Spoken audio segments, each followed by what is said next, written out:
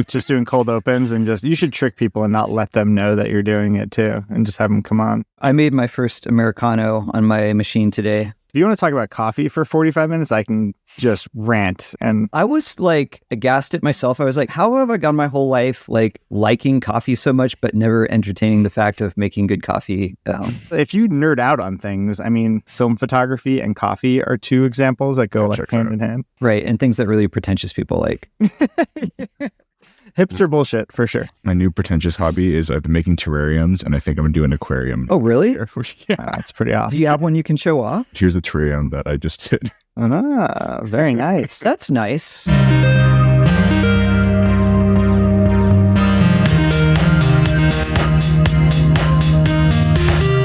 Welcome to the Games Growth Update, your weekly trends, insight, and analysis of the games growth industry, researched and brought to you by Upptic. Learn how our teams and technology drive millions of players to the world's best games at Upptic.com.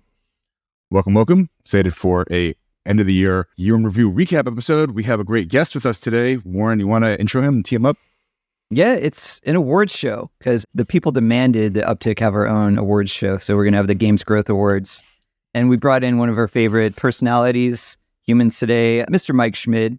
Last time we checked in with Mike, he was working at Rec Room. But Mike, you are doing something different these days. Why don't you catch us up? What have you been up to lately? I am now over at Backbone, which is a controller company you may have heard of. Go to playbackbone.com if you want to see what it's all about. It's a really cool platform and mobile controller for your phone that is kind of exploding and taking off. And it's a really exciting time to be at a place like this. And it's my first time doing hardware of this sort. So it's also a learning experience for me. That's been really fascinating. The most important thing I found out about Backbone is they're selling it at Costco, which means that it's real. Yeah. Legit. Oh, man. I have to send you a video. We were joking about like who could generate the most sales. I was just like a salesperson at a kiosk in the mall or whatever. And I sent a video where I was just dropping those little like cards you get in Costco, the Backbone cards. I had like 10 of them. I was just dropping them into random people's carts for Costco. I just hacked. Amazing. You do that to anyone, but it looked pretty real. It was fun. Awesome. Well, let's get to the awards show. Where should we start?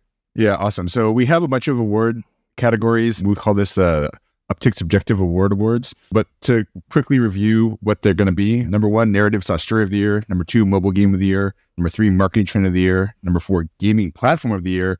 Number 5, Underdog of the Year. And number 6, Game of the Year overall. So let's just jump right into it. First up, Narrative/Story of the Year. We'll go to you first, Warren. Warren, what is the most overall story of the year and why is it AI? Yeah, I'm stealing the really lazy one. Mine was just AI eating everything. Every new startup being AI-based, every existing company overnight becoming an AI company, just the range of things calling themselves AI. But yeah, that was the unavoidable narrative this year. And yes, in our sector of, that intersection of games and marketing, but for all of tech overall, I think it's pretty undeniable. And also just some really embarrassing things being called AI in the games marketing space. I think like every ad network was all of a sudden an AI company, and anything that had like a modest algorithm. That was mine. I don't think that's new. That's not new though. Like the calling things AI that aren't AI has been around for a while. But it went into overdrive this year, man. Well, it used to be machine learning, okay? And now it's That's true. It's different. It's upgraded. How about you, Mike? What do you got as your narrative of the year? You really stole the obvious one. I would go like probably a bit deeper. And I mean, I would say generative AI, right? Like that's what you're really getting at. And I think it's actually like to dive just like one little bit deeper into the ways I didn't suspect it would work. Like my friends that work in insurance are using it to send emails and stuff. And like the non-game sector, non-tech sector even, like really leveraging AI to improve their workflow has been fascinating to watch from afar. So I think it's like a valid, story of the year, not just hype. I don't want to compare it to years past with Web3 or anything like that, Warren. But if that's yours too, Mike, like what do you think was the biggest direct impact to games as a sector from AI? Oh man, you mentioned I was at Rec Room. We were doing some really interesting things with generative AI in UGC and like trying to help creators build things using these tools. And I think that's what's going to explode in the next 2 to 3 years with it.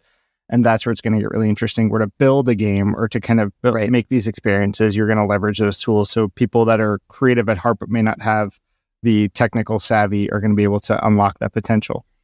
Yeah, that's a really exciting aspect, that lowering of the barrier of entry of like who can make a game, like the amount of resources you need. I think that's one of the really positive things that this era will have. Yeah, we'll talk about this, I think, a bit later because AI comes up in a couple of different topics. But like for me, the most amazing use case. I've used it for a bunch of stuff, but I'm a terrible engineer, and I was doing a side project where I was coding, and the thing that was most useful is I can be like, what's wrong with my code? And it'll like tell you the answer. It's like, here's what's wrong with your code, you idiot. And I was like, that's like really, really useful. And the next step is like, you don't even need to code. It's like, I want this, here it is. So I think that's going to be an interesting use case as it continues to develop. All right, so I'll do mine. Do you guys want to guess what it is? Please don't be AI. AI is eating the world. Oh. Because I knew this, I had a backup. Okay. All right. The runner-up is the 100% chance of recession narrative that came at the, all through into last year, the beginning of the year. This is arguably a more important business story than AI in 2023. We had a year of rising interest rates, inflation, a bunch of tumult in the industry. And a lot of these companies, like the game companies that we work with, had to right-size their business, consolidate. And it really, really had a major impact on the games ecosystem, the tech ecosystem, and all the ancillary services like Upptic that, rely on these growth companies. And so where the Fed is coming out now and everyone's saying, oh, it's done. We beat it. Soft landing. I think I might be a little premature. We'll see how this goes over the next 6 months. But I think this is probably, other than AI, the most important and impactful narrative of 2023. Any thoughts? I have no thoughts about that. But no, that's fair. I wanted to plug one more thing too that I thought of while you were going through that spiel. Well, let me give a little thoughts on my end on this side. Like, to me, like the biggest impact to the game industry of this narrative was we're seeing the down funnel of the massive layoffs that like so many different companies had. And there was the pulling of a lot of investment to like a lot of teams I know that were like in the midst of closing around, had that rug pulled from them. So I think we're going to see it now that at a surface level, the economy is, at least valuations are back to, a lot of stocks are at all-time high right now. But what I think we're going to see next year is kind of like what I expect to see with the writer's strike happening last year for the movie and TV sector. I think we're going to see this year for gaming, maybe a slower pace of game launches with so many projects that were in development that were canceled last year, or startups that didn't make it to ship their product. So I think that's going to be one noticeable impact next year of that recession narrative this year and the year before. Yeah, and the question is like, are we going to notice because just there's so many developers developing so many games across the world? I had one more other thing I was thinking of outside of what we've discussed, but customer experience and like customer support has taken kind of a different spin in the last year. I've seen some companies hiring like a chief customer officer or like VP of customer experience and kind of really putting executive power behind that part of their organization. I think that goes to like companies taking a deeper look at what long-term retention looks like and customer relationship looks like, which is great. And I come from a customer support background and I'm like a huge proponent of that. And like, really think hard about how, Backbone, for instance, thinks about the long-term customer experience and keeping people engaged and doing what's right by them if they're having an issue and things like that. So that's cool to see. And I think that will pay off for the companies that are investing in it. That's a good one. And if I want to really stretch, I can connect that to the economic narrative. So I think with a lot less free money and less M&A activity, it's forced businesses to turn into more sustainable entities. And when people are looking just quarter to quarter or for a quick acquisition, customer retention and customer support is one of those things that often gets to the wayside. Yep. But if you're trying to run a sustainable business, we all know it's much more cost efficient to keep and retain existing customer than acquire a new one. So it makes a lot of sense that these narratives would overlap. I don't know if you guys think about acquisition a lot, but like it's pretty hard. I don't know if you knew that. Not at all. My first job in the tech industry was a company called 5 Stars. It was a loyalty program for small businesses. The one metric we used to push was it is 6 times more effective per dollar to retain a customer than to acquire a new one. And so it makes sense, right? And it's just, I think to the point you were saying, in the world of free money, you can just kind of crank on the acquisition and not worry about down funnel. Yep. Cool. So that's our narrative of the year. Next up, mobile game of the year. Let's go to you first, Mike. What's your mobile game of the year? I heard you talk about games. It's hard not to pick Monopoly Go. I think that what they've done is tremendous. Again, easy answer. And I think if this was like an objective category of like who exploded this year and did the most with, a new game, it would be them for sure. I would also say super late edition, GTA Vice City, Netflix edition. I think like what GTA's done and coming back and like honestly parlaying that like incredible YouTube presence into excitement around the re-release of the mobile titles was really interesting. I didn't see that on my list for this year. So I'd add that. And then like Stumble Guys also has had an incredible year. And again, this Scopely, I won't give them too much love here, but then I've been playing a lot of Retro Bowl and Retro Bowl continues to really keep me engaged long-term. That game is incredible.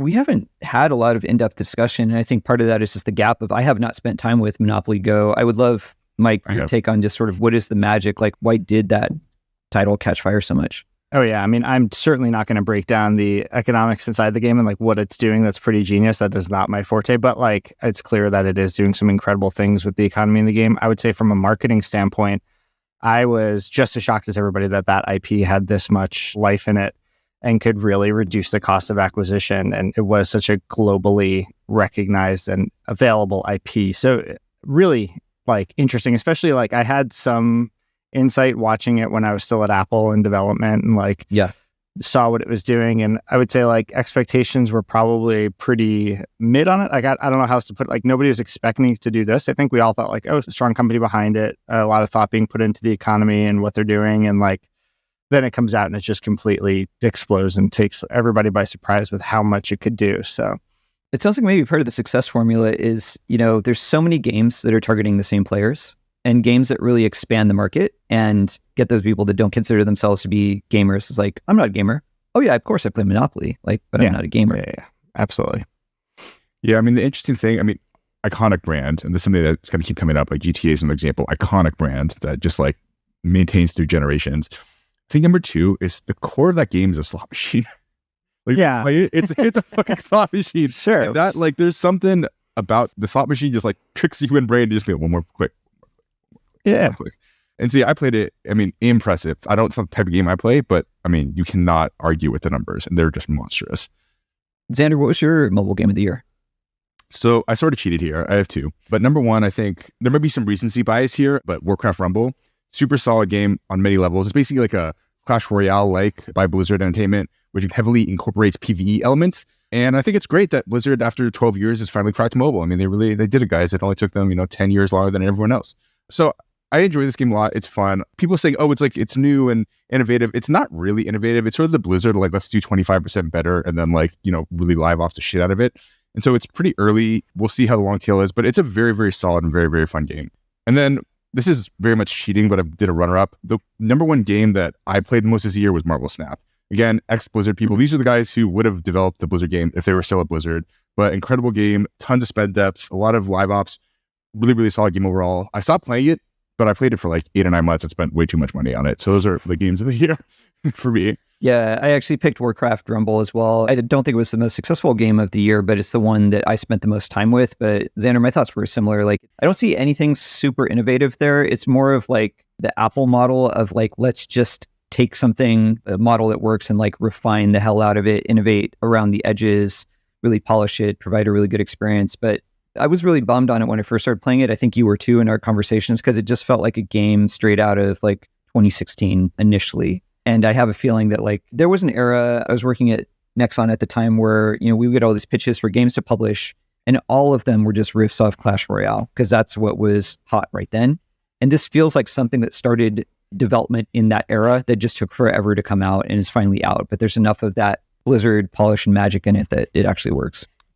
So the one crazy thing is it's still so freaking slow. I don't understand how a game is that slow in the modern era. Just like the load times are like the actual are ridiculous. It's like it's amazing. I mean, I think again talking to the power of the brand, I don't think it would do as well if it didn't have the brand just because of how long the load times are. Oh yeah, we actually spent a lot of time at a few companies I've been at. We spent a lot of time discussing like what players will put up with, and there's like certain IPs where I think my old boss used to say that people would like crawl over hot coals to get to it. Like it doesn't matter what the experience is because the brand is so powerful. If you look at like most things on Nintendo Switch, for instance, like the experience is not what you'd consider like a 2023 games experience to friend somebody or to do something that would feel intuitive on maybe a mobile title from this era.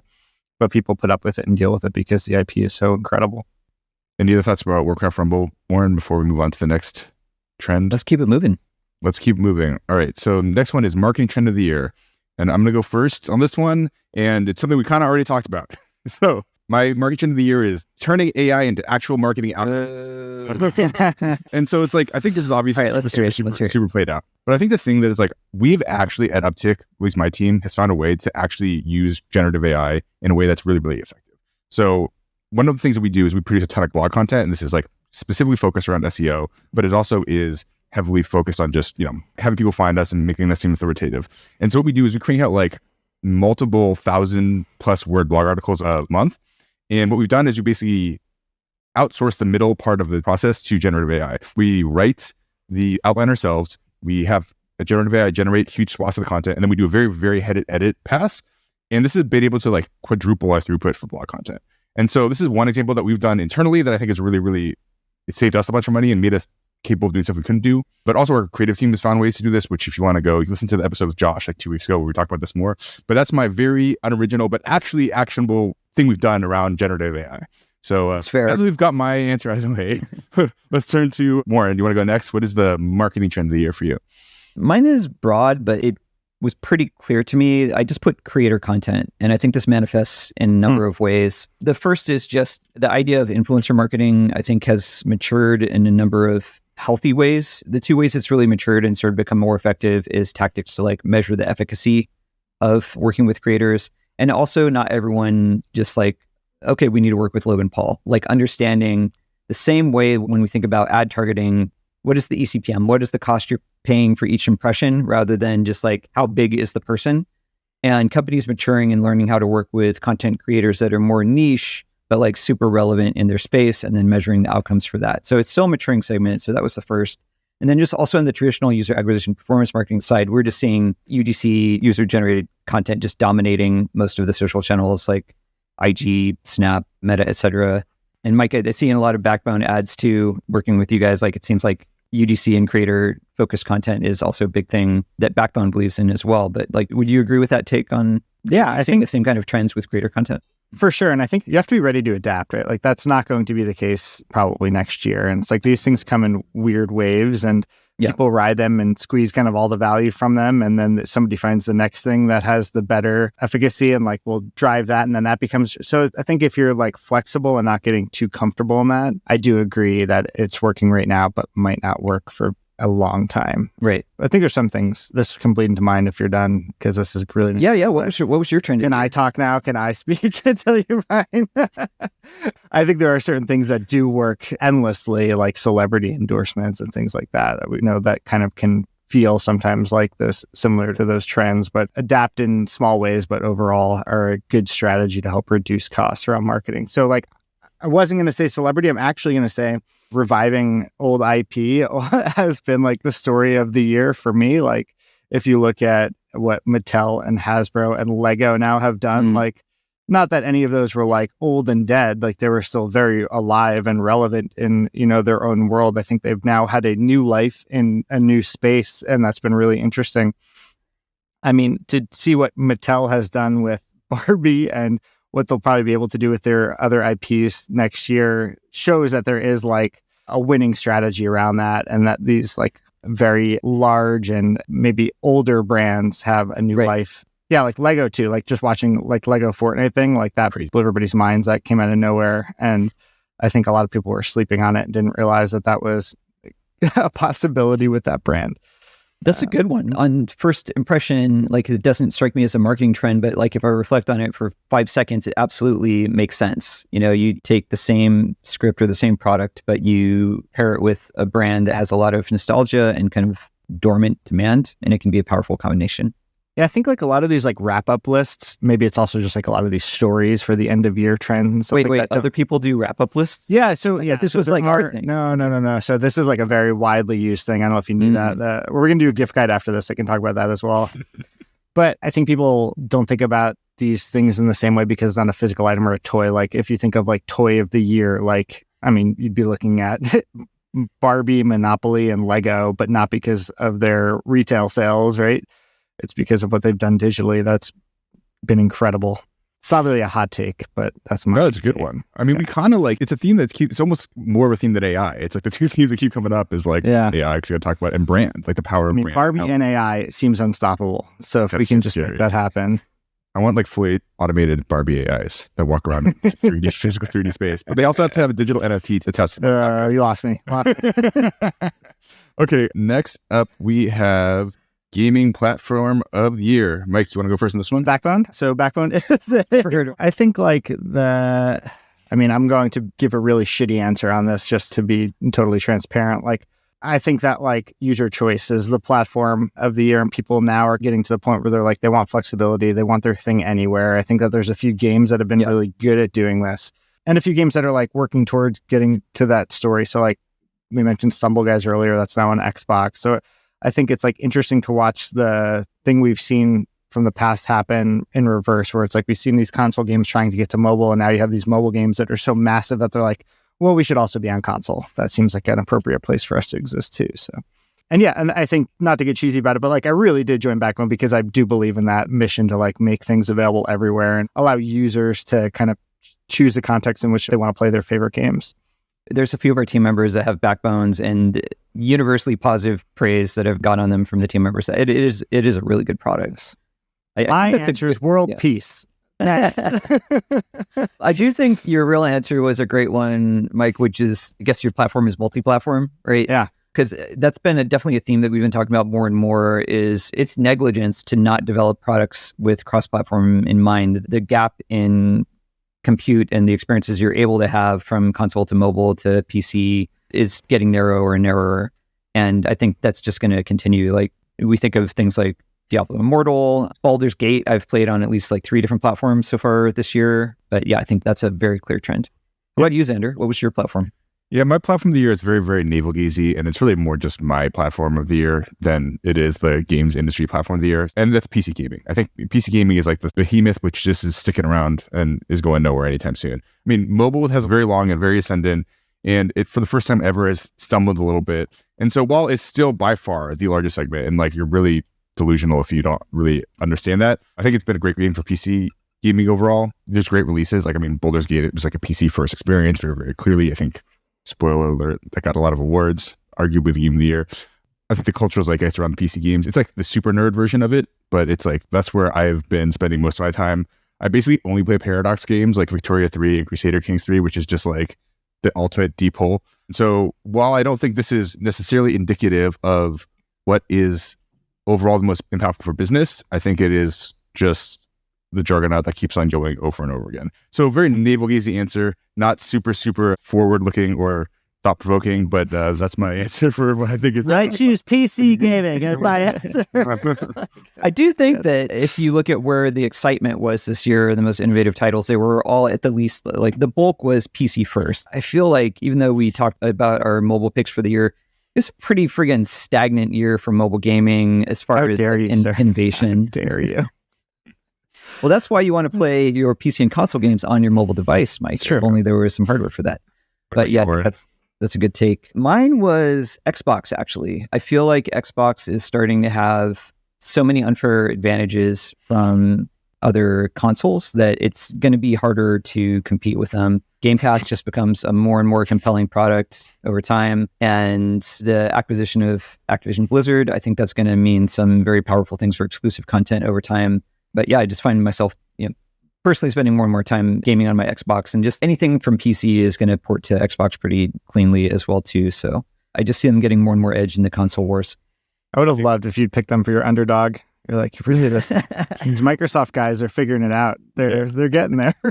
I think it's a comparably navel-gazy, like Warren plays on Xbox, and so therefore it's his platform of the year. But that being said, I think there is something interesting which you dance around, which is like the Game Pass thing is like impossible to ignore over time. Like the fact that you can pay $20 or but $10, $20, whatever it is, and get access to this huge catalog, it's going to like eat up value for games the same way that Netflix did for the streaming entertainment ecosystem. And so not only that, it captures more revenue as well too, I think, in the long run. I don't know. For Microsoft it does, but not for the individual game developers. I think it's actually net negative for the ecosystem overall over the long term, but it's really net good for Microsoft. So I don't know. Mike, do you have a take there? I just really hope like Warren's wife is right off screen and he's just dropping these hints for his Christmas presents. He's like, a year subscription to Xbox Games Pass. It would be really cool for my Xbox. I think that wins platform of the year. Right. Laura. No. All right. Let's go to underdog of the year. Warren, let's go to you first. Underdog of the year? Yeah, mine was technically, this came out in 2022, but it really blew up this year. It was Vampire Survivors. So Vampire Survivors might arguably be the game that I actually spent the most time in. I think it was my game that I played like during most flights, when I was trying to fall asleep at night. and just has an amazing underdog story. Like, basically a one-man developer. My understanding is they used to work in like slot machine design, and you really see that in the gameplay. It's just the ultimate dopamine experience. Just zone out, give me the dopamine, and it's a lot of fun. Like, it doesn't take itself seriously. It was a game that everyone could get behind. And yeah, it's also just so giving, like for spending $2 and to be able to get that amount of content or whatever the price is right now. So I think it's a team that you really wanted to root for, a game that we were all enjoying together and excited to see kind of come out of nowhere and take over the zeitgeist. How about you, Mike? What was your... skip me. I'm still thinking really hard. I've done no preparation for this. If it wasn't clear, I'm really trying hard to like catch up here. And I'm like, man, were there games this year? Were there? Like, I'm looking back now that you're saying it. Let Xander. All right, Xander. All right, so my underdog of the year is the longtime punches above their weight class, Epic Games. Epic Games is, I think, arguably the most best positioned pure play game company in the world. It has the Epic Games Store, the Unreal Engine, Fortnite, you talked about launching Lego Fortnite, Rocket Racing, Fortnite Festival, basically have the best position to capture the metaverse. I'm sort of joking in that regard, but... Thanks for having me, guys. It's been really fun. I think lastly, the last interesting thing that happened here, I mean, the metaverse thing I said is a joke. I don't actually like, what the fuck is the metaverse? But what is obviously true is they have a development engine, they have a store, they have a bunch of different games that are interlocking and are monetizing super, super well. And they just are fresh off victory against Google, which I think is really, really beneficial for the industry overall. And so... Do you want to talk about that? Is that what you're trying to bait me?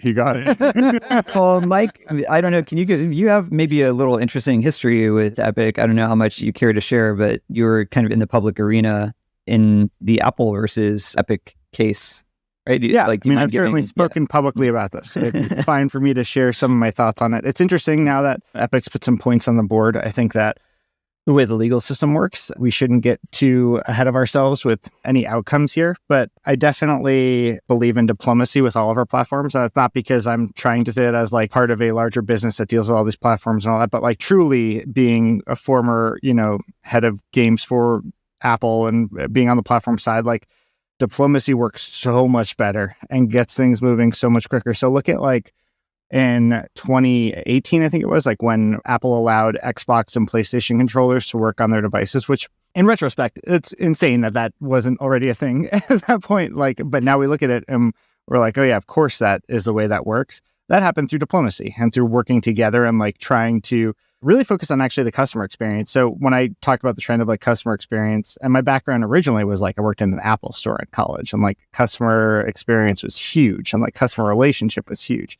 But Apple, as well as some of the best platforms and companies, really focuses on what a great customer experience looks like and what's the right thing to do for the users. So when it came to like unlocking that controller support, that was kind of the guiding light behind it. It was like, we have users that want this.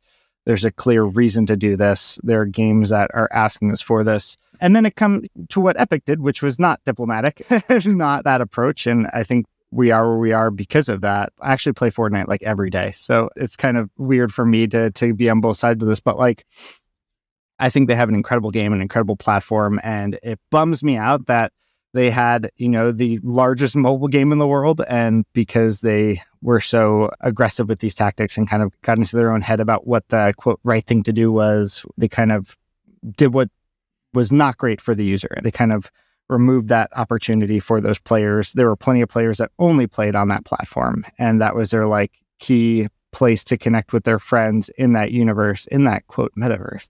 And yeah, I hate the metaverse term too. I think it's bullshit. But like, I think the social experience behind that game was, the driving force and what really made it work cross-platform. And they removed the biggest platform and that really hurt it. But watching them come back this year with Fortnite OG and kind of revisit it and now have this like kind of nostalgia factor for Fortnite was really interesting. And now watching what they're doing with Lego, which jury's out whether or not it will be a long-term success, but I think it was really fascinating and really a big step in the right direction for them as a UGC platform.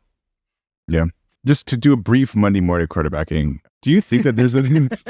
So this is going to be really terrible shit. No shit. Do you think they could actually have gone to Apple and said, hey, give us a better deal? Like, give us a better deal on no, that's not how that works. Yeah, exactly. No, that's like, how much diplomacy can you actually do in that case? Yeah, but that's not what I'm saying. Like, diplomacy doesn't mean like, here's my negotiation point and I'm not going to budge on it. And this is what I want. Like diplomacy with these platforms too is a much longer and thoughtful process. Yeah. Like the controller support conversation, just to go back to that as a proxy for this, didn't come up in 2018. It came up in 2014, right? Like 2015 and like 2016 and 2017. It's like, there's a lot of things to take into account when it comes to a platform of that size and a user base of that size. And if you get like 4 beers in me, I will tell you all sorts of other comments. Fun at you. I'll maybe give an anecdote like on another side. We work with a number of Web3 game teams and what is that? Web3, it's the thing that makes the metaverse. Because Web2 is when they got all responsive and it everybody's font got lighter and Arial and Helvetica. So Web3 is a step beyond that, is what you're saying. That's where you never ship the actual game. Got it. But the conversation we have with a lot of teams early on is like, well, okay, a lot of stuff you're doing, Apple is not going to allow today, and sometimes Google Play as well. And it's like, you have a choice here. You can either stay the course and hope you don't get in trouble for breaking these policies, or we can engage with them and work in conjunction with them. And usually what we always recommend is like, it's going to be more of a pain in the ass, but like Apple will engage on these things. It's not like they won't listen and won't have a conversation. It's going to take a lot longer than game developers probably want, because it's obviously one of the biggest companies in the world. They're not going to change their policies overnight. But I have been pleasantly surprised at Apple's willingness to engage with game developers that don't currently fit in their boxes and fulfill those policies. And so to your point, Mike, I think, the way you negotiate with Apple is not to come at their throats. Like, you can't actually have a productive conversation. It doesn't mean you're going to get what you want or this can happen as fast as you want. But Epic took a route here, whether you think they're right or wrong, it had very little chance of getting buy-in from Apple. I think the route that they took, or Google. Yeah, like a few points to touch on there. Like one, the short-term thinking of like, just get through app review and hope they don't notice you is not a winning strategy. Like, what's your business model? Get 2,000 players. Like if you're going to become a top 10 game, like that's what they're going to notice you. Yeah, it's going to happen. And then you're starting off with like a negative relationship. But you're right. Like when we did, I didn't do anything there. I was just cog in a wheel, buddy. But when Apple decided to implement app tracking transparency, it was pretty thoughtful. Like I disagreed with a lot of things internally, and like I ranted probably too much about the things that I thought mattered the most. And there are people there that are taking into account many other factors that were outside of my purview and outside of like what was important to me. And to their credit, they brought in people from the industry and asked them questions and listened thoughtfully. And then they did what they were going to do. But they doesn't mean everybody got what they wanted, but they did consult with the industry. Yeah, they got the information. So totally. And like I had developers that would get me on the phone and be like, 30%, rah, rah, rah, rah, rah. And I'm like, what do you think I'm going to say? You think you're going to be like, you're right, buddy, let me get you a deal here. What do you want? You want 25? I'm like, no. That's the crazy thing is like Google actually did cut those deals. That's the fucking crazy part. And that's why they won this lawsuit, is because like it was clear that it was happening on the other side.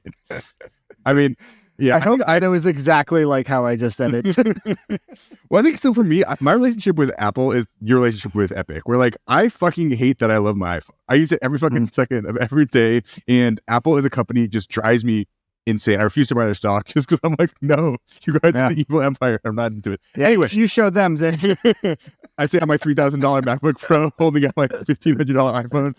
Anyway, Underdog Apple, we love you. Xander's opinions do not represent the opinions of Upptic. That's the most delusional games growth podcast we've done yet. Schmid, do you have some for Underdog of the Year?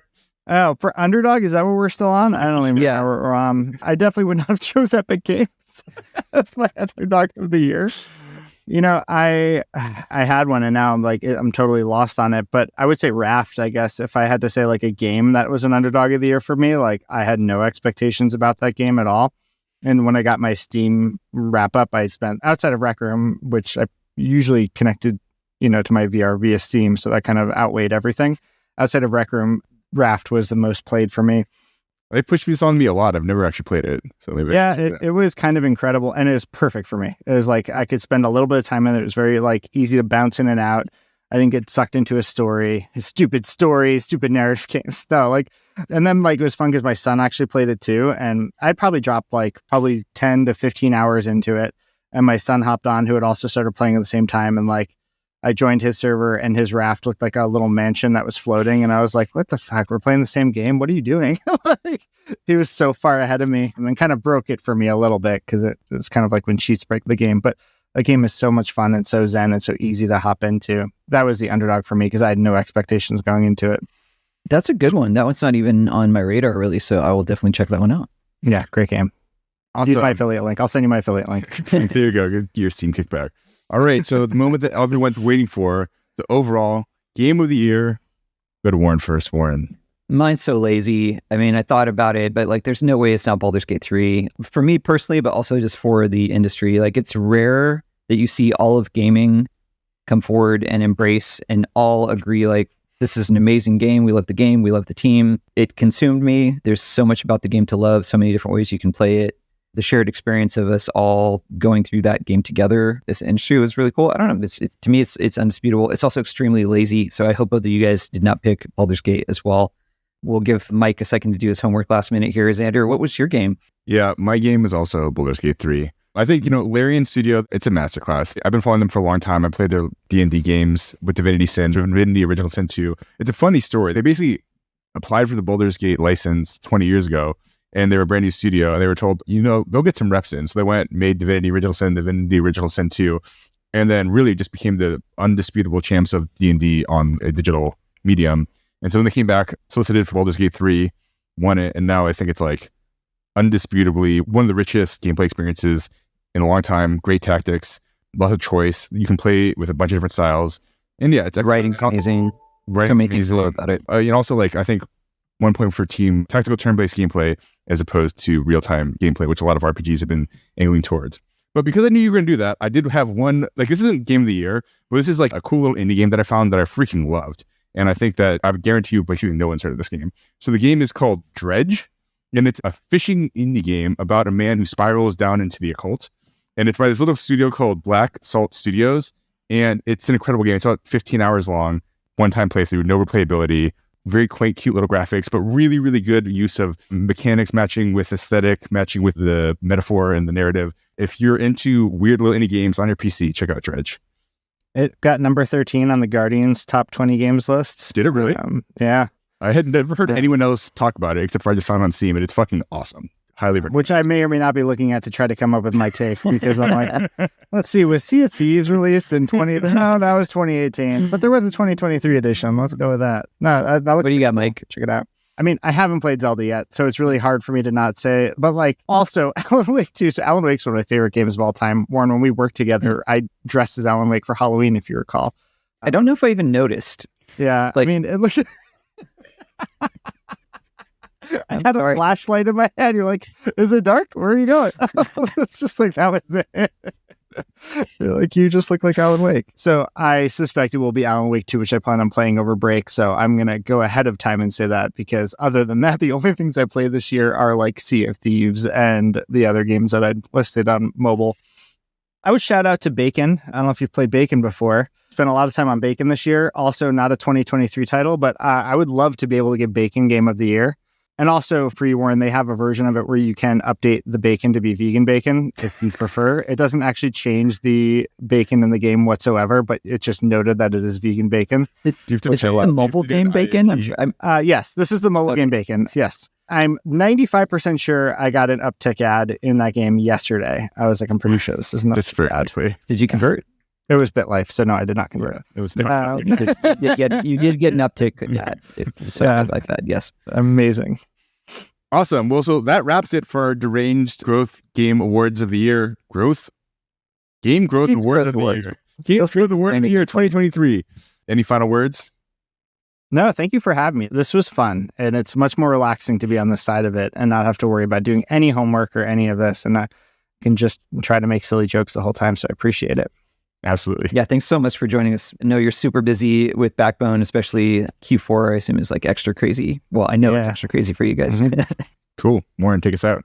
Yeah, thanks everyone for joining us for this experiment. We've been experimenting a lot with the podcast format this year. Even though everybody else does do award shows, we thought it'd be fun to try our own. As always, the show is brought to you by our team here at Upptic. Here at Upptic, we do all things to help games grow. So we do user acquisition, creative, We make really cool software to streamline these things and provide a lot of analysis and insights. So if you are working on a game or a game tangential product, like say the Backbone controller, one of our other favorite new clients we're working with, you can reach us at upptic.com. That's upptic.com.